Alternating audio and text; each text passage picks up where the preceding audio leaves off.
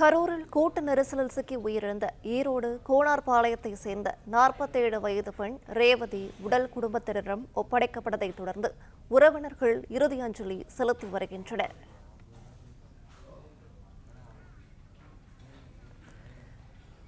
கரூரில் கூட்ட நெரிசலில் சிக்கி உயிரிழந்த ஈரோடு கோனார்பாளையத்தை சேர்ந்த 47 வயது பெண் ரேவதி உடல் குடும்பத்தினரிடம் ஒப்படைக்கப்பட்டதை தொடர்ந்து உறவினர்கள் இறுதி அஞ்சலி செலுத்தி வருகின்றனர். விவரங்களை செய்தியாளர் மாணிக்கம் வழங்கிட கேட்கலாம். மாணிக்கம், விவரங்கள் என்ன சொல்லலாம்?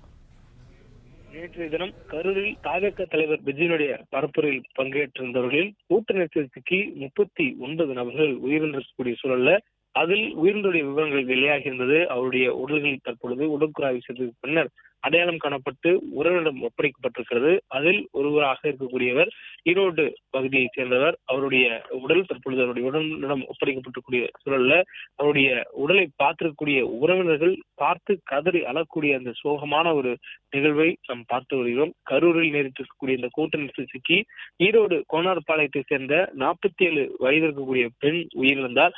உயிரிழந்திருக்கக்கூடிய ரேவதியுடைய உடலை பார்த்து அவருடைய கணவர் கதறி அழக்கூடிய அந்த காட்சியிலும் பார்க்க முடிந்தது. கரூர் மட்டுமல்லாது கரூர் சுற்றி இருக்கக்கூடிய மாவட்டங்களிலிருந்தும் நேற்றைய தினம் தாவேக தலைவர் விஜயனுடைய பரப்புரையை பார்ப்பதற்காக பலர் வந்திருந்தனர். அதில் ரேவதியும் ஒருவர். அவர் ஈரோட்டிலிருந்து கரூருக்கு சென்று விஜயனுடைய பரப்புரை பார்ப்பதற்காக சென்றிருக்கிறார்.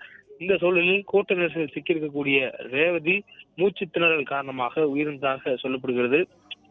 மேலும் ரேவதியின் கணவர் முருகேசன் தச்சு தொழில் செய்து வரக்கூடியவர். ரேவதியின் திருமணமான மகனும் ஒருவர் இருக்கிறார். கோனார்பாளையத்தில் ரேவதியுடைய உடலுக்கு அமைச்சர் முத்துசாமி மலர் வளையம் வைத்து அஞ்சலி செலுத்தக்கூடிய சூழல்ல அவருடைய குடும்பத்தினர் ஒரு உடலை கண்டு ஆற்றனா துயரத்தில் அழக்கூடிய ஒரு சோகமான நிகழ்வு அப்பகுதியில் ஏற்பட்டிருக்கிறது. அவருடைய உடலை பார்த்தவருடைய கணவர் அழக்கூடிய சூழலில் அவரை தேற்றுவதற்கான ஆறுதல் கூறுவதற்கான வார்த்தைகள் இன்றி உறவினர்கள் அவரை சமாதானப்படுத்த முயற்சிக்கக்கூடிய அந்த காட்சியிலும் பார்க்கக்கூடிய சூழல் இருக்கிறது. ஈரோடு மட்டுமில்லாது சுற்றி இருக்கக்கூடிய பகுதியில் கரூரை சுற்றி பல கிராமங்களிலிருந்து வந்திருக்கக்கூடியவர்களில் உயிரிழந்திருக்கக்கூடிய 39 பேர் அடங்குகிறார்கள். அவர்களுடைய குடும்பத்தினர் அழக்கூடிய அந்த காட்சிகள் அவருடைய மயானங்களில் உடல் எடுத்து செல்லப்பட்டு இறுதி அஞ்சலி செலுத்தப்பட்டு அவர்கள் உடல்கள் தகனம் செய்யக்கூடிய பொழுது அவர்கள் கதறி அழக்கூடிய அந்த காட்சிகள் எல்லாம் பார்க்கக்கூடியவரை கண்ணீரோடு சேர்த்து மனதையும் உருக்கும் அளவுக்கான ஒரு காட்சிகளாக பதிவாகி இருக்கின்றன.